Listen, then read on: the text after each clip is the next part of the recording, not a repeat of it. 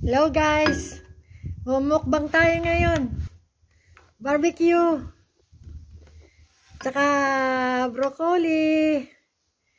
And a little bit rice. Ayan. Ang ating mukbang ni nanay ngayon. Bismillah. So, ayan. Let's eat. Healthy food. Tapos may dessert tayo ngayong with peach. Mukbang. Ang sarap ng mukbang. Harap. Binatad ko siya kagabi magdamag. Tapos, ayun.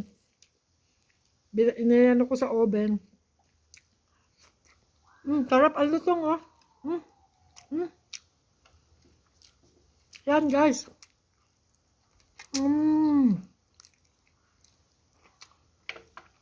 Sarap, kunti lang yung kanin ko kasi may gulay ako. Salamat! Enjoy! It's